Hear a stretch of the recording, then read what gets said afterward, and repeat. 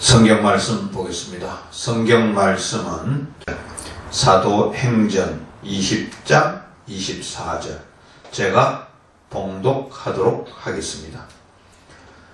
내가 달려갈 길과 주 예수께 받은 사명 곧 하나님의 은혜의 복음을 증언하는 일을 마치려 하면은 나의 생명조차 조금도 귀한 것으로 여기지 아니하노라. 아멘. 우리가 사용하는 단어 중에 미치다, 미친다 뭐 이런 단어가 있습니다. 이 단어의 뜻은 세 가지로 나누어 볼 수 있는데, 첫째가 몹시 흥분해서 정신이 보통 때와 다르게 날뛴다는 그런 의미가 하나 있고요. 또 하나는 정신에 이상이 생기다라는 정신 이상자를 말하는 그런 뜻이 또 있습니다. 또 세 번째는 어떤 일에 지나칠 정도로 푹 빠진다는 의미도 있습니다. 제가 오늘 설교할 제목인 예수님께 미친 사람에서 사용된 미치다라는 말은 세 번째 의미 내용입니다. 그런 전제를 하고서 세상을 한번 돌아보십시다. 대다수 사람들은 미쳐서 살아가고 있습니다. 미쳐서 살아가고 있다고 보면 되는 것입니다. 공부에 미친 사람도 있을 거고, 일에 미친 사람도 있습니다. 또 돈에 미친 사람도 있고, 자식한테 미친 어머니들도 많습니다. 여행에 미친 사람이 있고, 또 낚시나 등산에 미친 사람도 있습니다. 정치인들은 또 권력에 미쳐 있습니다. 아마 이렇게 한 분야에 미친 사람들에 대해서 예를 들면 그 나이를 하면 끝이 없습니다. 중요한 것은 우리에게 한번 주어진 인생을 어떻게 사용하느냐, 어떻게 미쳐서 살아가느냐에 따라서 삶의 가치가 달라진다는 겁니다. 삶의 가치가 천차만별이 된다는 그런 내용입니다. 술에 미치면은 알코올 중독자가 된 것입니다. 도박에 미치면은 도박꾼이 되고요. 또 여자에게 미치면 남봉꾼이 됩니다. 반대로 공부에 미치면은 훌륭한 지식인이 될 것이고, 또 한 분야에 전공을 해서 그 전공에 빠져들면은 아마 그 분야에는 전문인이 될 것입니다. 그럼 하나님을 믿는 우리들은 무엇에 미쳐야 되겠습니까? 답은 간단합니다. 하나님을 믿는 성도는 하나님께 미쳐야 하는 것입니다. 여러분, 성경을 한번 읽어 보십시오. 하나님도 미쳐 있는 부분이 있습니다. 하나님은 사람에게 미쳐 있습니다. 죽어가는 영혼을 구원하기 위해서 그 영혼을 살리려고 사람에게 미쳐 있다는 것입니다.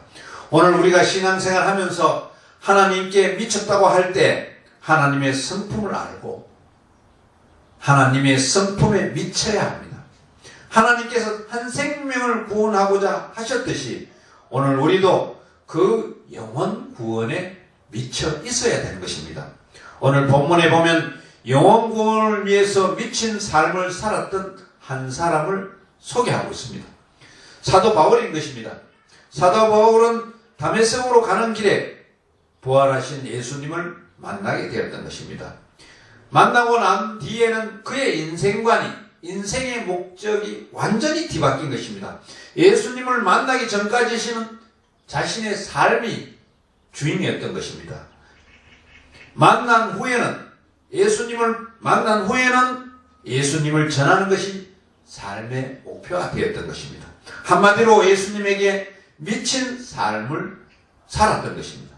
오늘 본문을 지나 사도행전 26장에 보면 사도 바울이 제수의 신부님에도 불구하고 아그리빠 왕에게 전도하는 장면이 나오고 있습니다. 그때 전도를 하던 바울을 향해 베스도 총독이 이런 말을 했습니다. 바울아, 내가 미쳤도다. 옆에서 보니 바울은 완전히 예수님으로 인해서 미친 사람처럼 보였던 것입니다. 여러분, 오늘 본문을 다시 한번 읽어보시기 바랍니다. 제가 읽어보겠습니다. 내가 달려갈 길과 주 예수께 받은 사명 곧 하나님의 은혜의 복음을 증언하는 일을 마치려 하면은 나의 생명조차 조금도 귀한 것으로 여기지 아니하노라. 이 말씀도 묵상하면 할수록 바울이 예수님께 미친 사람이라는 것을 알 수가 있습니다. 미친 사람이 아니고서는 그와 같은 일을 할 사람이 없습니다. 지금 바울이 에베소 교회 장로들을 밀레도로 초청해서 고별 설교를 할 때는 사도행전 13장부터 시작된 전도 여행이 3번에 걸쳐서 하고 마치는 시점입니다. 사도 바울이 1차, 2차, 3차 여행을 종합해서 결산을 해보면은 3번 전도 여행에 걸린 기간은 총 11년이 된다는 것입니다. 1차는 약 2년이 걸렸고 2차는 약 3년이 걸렸습니다. 3차는 약 6년이 걸려서 총 달린 거리를 따져보면은 적게 잡으면 8,240km이고 많이 잡을 경우에는 13,440km인 것입니다. 선교 여행을 하면서 그가 당한 어려움은 우리가 상상을 초월합니다. 고린도후서 11장 23절에서 27절에 보면은 그들이 그리스도의 일꾼이나 정신없는 말을 하거니와 나는 더욱 그러하도다. 내가 수고를 넘치도록 하고 옥에 갇히기도 더 많이 하고 매도 수없이 맞고 여러 번 죽을 뻔하였으니 유대인들에게 40에서 하나 감한 매를 5번 맞았으며 3번 태장으로 맞고 1번 돌로 맞고 3번 파선하고 1주야를 깊은 바다에 지냈으며 여러 번 여행하면서 강의 위험과 강도의 위험과 동족의 위험과 이방인의 위험과 시내의 위험과 광야의 위험과 바다의 위험과 거짓 형제의 위험을 당하고 또 수고하고 애쓰고 여러 번 자지 못하고 줄이며 목마르고 여러 번 굶고 춥고 헐벗었노라. 바울의 선교여행이 우리가 생각하는 그런 낭만이 있는 그런 여행이 아니었습니다. 목숨이 걸린 전쟁터와 같은 여행이었던 것입니다. 아마 보통 사람 같으면 3차에 걸쳐서 전도여행을 하고 마무리할 때가 되었으면 이제는 내 할 도리를 다 했어. 이제 일선에서 은퇴해야 돼. 좀 쉬어야겠어. 이렇게 할 수 있습니다만은 하지만 바울은 그런 표현을 전혀 쓰지 않았습니다. 오히려 아직도 자신이 해야 할 선교 사역이 있다는 것을 말합니다. 본문 앞에 2절을 보세요. 22절, 23절을 보면은 보라 이제 나는 성령에 매여 예루살렘으로 가는데 거기서 무슨 일을 당할지 알지 못하노라. 오직 성령이 각성해서 내게 증언하여 결박과 환난이 나를 기다린다 하시나 라고 말씀을 합니다. 무슨 말입니까? 지금 예루살렘으로 가면 어떤 얼음이 닥칠지 모르고 성령님은 이미 내가 가면 결박당하고 환난을 당할 것이라고 말씀하고 있다는 것입니다. 여러분 같으면 예루살렘으로 가면 이런 얼음이 있다는데 가시겠습니까? 안 가잖아요. 어떻게 할 것 같습니까? 보통 사람이라면 생명의 위험이 있다면 가는 길을 포기할 것입니다. 하지만 바울은 그렇지 않았습니다. 본문 24절 하반절 말씀처럼 나의 생명조차 조금도 귀한 것으로 여기지 아니하노라 했습니다. 여러분, 바울에게는 목숨이 2개가 있습니까? 아니지 않습니까? 바울은 인간의 기본적인 욕구도 없습니까? 아니지 않습니까? 바울에게 주어진 목숨 또 하나요. 그에게도 살고 싶은 욕구가 있었을 것입니다. 하지만 바울이 그렇게 말할 수 있었던 것은 그가 복음에 미쳐 있었기 때문이었던 것입니다. 그렇게 생각하시고 본문 24절의 앞부분을 보십시오. 내가 달려갈 길과 주 예수께 받은 사명 곧 하나님의 은혜의 복음을 증언하는 일을 마치려 하면은 이 말씀을 하나씩 정리해 보면은 내가 갈 길은 어떤 길입니까? 그 길은 이어서 나오는 주 예수께 받은 사명의 길입니다. 그럼 바울이 사명을 받은 일은 무엇입니까? 하나님의 은혜의 복음을 증언하는 일인 것입니다. 바울은 다메섹으로 들어가는 길에서 예수님을 만나고 체험한 후에 아나니아의 입을 통해서 하나님이 주시는 사명을 받았던 것입니다. 사도행전 9장 15절에 보면 말씀합니다. 주께서 이르시되 가라. 이 사람은 내 이름을 이방인과 임금들과 이스라엘 자손들에게 전하기 위하여 택한 나의 그릇이라. 주님을 만난 바울은 이방인에게 복음을 전하는 사명을 받았던 것입니다. 그 이후 바울은 복음을 전하는 일을 할 때는 그 어떤 어려움도 문제가 되지 않았던 것입니다. 어떻게 복음을 전하는데 어려운가? 심지어는 죽음까지도 문제가 되지 않을 그런 정도였을까요? 그것은 복음이 바울이 당하는 어려움과 비교할 때 너무너무 큰 것이기 때문입니다. 좋은 것이기 때문인 것입니다. 본문에서 보세요. 복음을 소개하면서 하나님의 은혜의 복음이라고 하지 않습니까? 우리가 전도에 미치려고 하면 복음 능력을 알아야 됩니다. 복음 능력을 확실히 알아야 되는 것입니다. 우리가 복음하죠. 신약 성경 처음에 보면은 마태복음, 마가복음, 누가복음, 요한복음이라고 이렇게 말하고 있지 않습니까? 여기서 이 복음이란 말이 말 그대로 기쁜 소식인 것입니다. 제가 복음이라고 할 때는 구체적으로 이렇게 정의합니다. 복음은 예수 그리스도를 통하여 우리 인간과 우리의 구원을 위하여 하나님이 행하셨고 행하고 있는 것에 대한 기쁜 소식이다 라는 것입니다. 복음은 하나님이 우리를 구원해 주시기 위해서 예수님을 보내주셔서 우리의 죄를 대신하여 죽으시고 부활하심으로 인해서 우리를 구원해 주셨다는 기쁜 소식입니다. 과거적인 일이죠. 그와 동시에 복음은 지금 또 하나님은 살아계시기에 죽어가는 심령이 예수님을 믿음으로 말미암아 살아나게 하는 기쁜 소식이 복음인 것입니다. 현재적인 일인 것입니다. 과거의 일이 아니고 현재적인 일이라고 봐야 되는 것입니다. 여러분에게 가장 소중한 것은 하나를 들라고 하면은 무엇을 들겠습니까? 7, 80평 되는 넓은 아파트입니까? 아니면 고급 승용차입니까? 아니면 명품 가방이나 명품 옷입니까? 아니면 자녀입니까? 이 모든 것이 아니라는 것입니다. 남녀노소 누구에게도 가장 소중한 것은 하나밖에 없는 자신의 생명인 것입니다. 자신이 생명이 없는 고급 아파트가 무슨 소용이 있고 자신 생명이 없는 고급 자동차가 무슨 소용이 있습니까? 자신의 생명이 없는 명품 가방이나 명품 옷이 무슨 소용이 있느냐라는 것입니다. 세상에서 죽으면 그 어느 것 하나 사용하지 못하고 육신은 땅속에서 썩어버리는 존재가 되고 마는 것입니다. 그렇습니다. 사람에게 가장 소중한 것은 생명입니다. 생명보다 더 소중한 것은 없습니다. 그런데 사람에게 이러한 귀한 생명을 줄 수 있는 것이 무엇입니까? 그게 바로 복음인 것입니다. 사탄이 사람에게 주는 것은 다 사람을 죽이는 것입니다.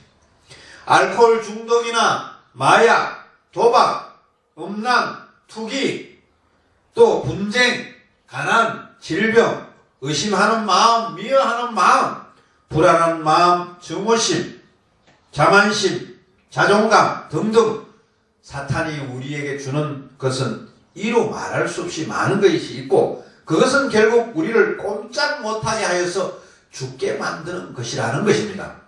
하지만 복음은 그렇지 않습니다.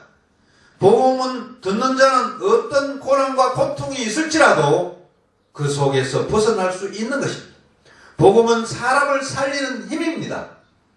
성경을 여러분 주의 깊게 읽어보시면 문제 덩어리인 환경 속에 복음이신 예수님이 들어가시면 어떤 역사가 일어납니까? 병이 치유가 됩니다. 또 사단의 노예가 된 자들에게는 예수님이 명령하시면 귀신이 들어갑니다. 자연적인 문제가 크게 일어나도 예수님이 명령하시면 풍랑은 잔잔해지고 물은 변하여 포도주가 되는 역사가 일어나는 것입니다. 500여로 5,000명을 먹이는 역사도 일어났습니다. 심지어는 죽은 사람에게 예수님이 일어나라 혹은 나오라 명령하자 죽은 사람도 세 사람이나 살아났습니다. 여러분, 우리가 믿고 있는 복음은 이런 복음을 외면하지 마십시오.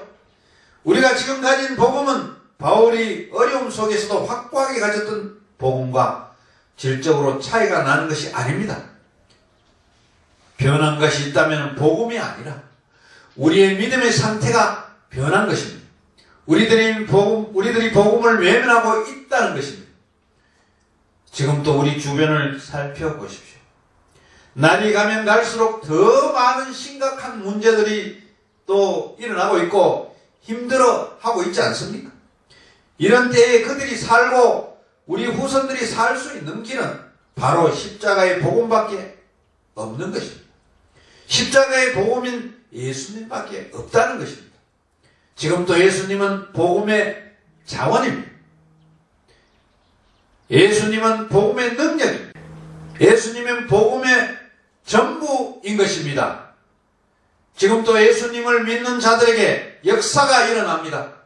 요한복음 5장 24절에 내가 진실로 진실로 너에게 이르노니 내 말을 듣고 또 나 보내신 이를 믿는 자는 영생을 얻었고 심판에 이르지 아니하나니 사망에서 생명을 옮겼느니라.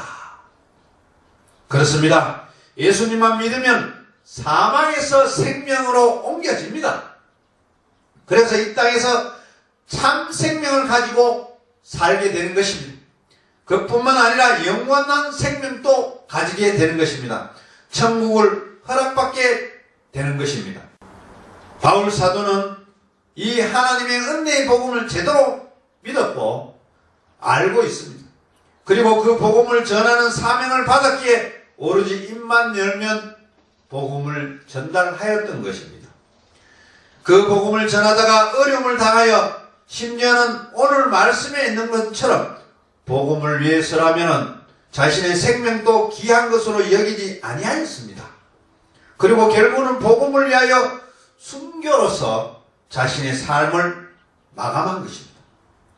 구약 성경에서도 바울처럼 전도 열정이 뜨거웠던 자가 있습니다. 예레미야 선지자입니다. 그도 하나님의 말씀을 선포할 때 수없이 많은 어려움과 수치를 당하였던 것입니다.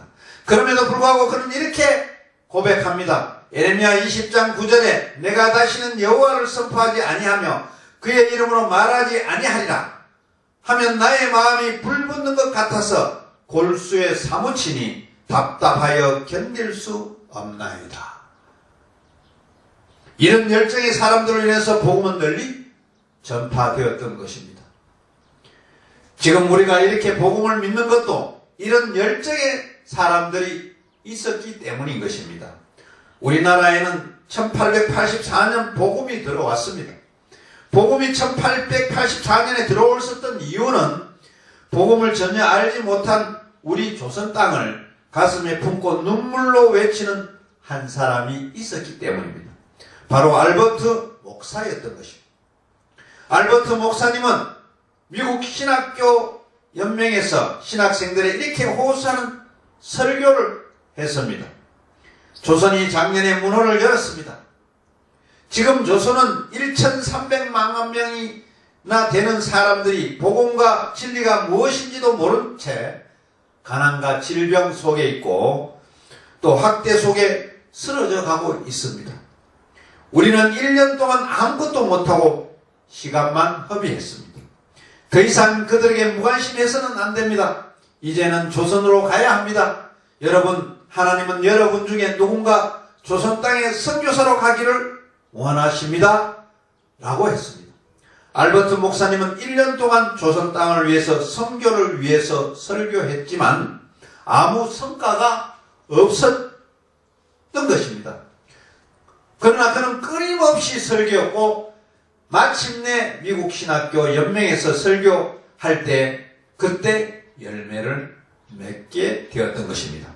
그 설교를 들은 사람 가운데 언더우드와 아펜젤라가 있었던 것입니다. 그들이 그 설교를 듣고 미국을 떠나 은둔의 땅 조선에 와서 복음을 전했기에 오늘 우리들이 하나님의 사람이 된 것입니다. 이제 우리는 하나님의 눈으로 우리 자신을 돌아봐야 오늘 하나님께서 바라시는 성도는 어떤 성도일까요? 하나님은 오늘 우리가 살아가는 이 시대에도 하나님께 미친 사람, 복음에 미친 사람을 바라시고 계십니다. 그렇게 우리가 먼저 복음에 미친 사람이 되어야 그 후에 우리도 에레미야와 바울, 언더우드, 펜젤라의 뒤를 이어서 복음을 전하는 삶을 살아야 합니다. 이제 다음 달은 가정의 달. 계절적으로 나들이 하기 좋은 달입니다. 우리는 모든 가정들이 깨어있는 가정이 되게 해야 되는 것입니다. 우리는 무너져가는 가정과 또 그 가족을 위해서 힘써서 전도를 해야 됩니다.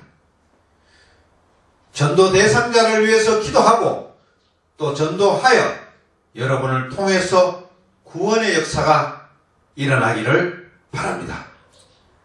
기도드리겠습니다.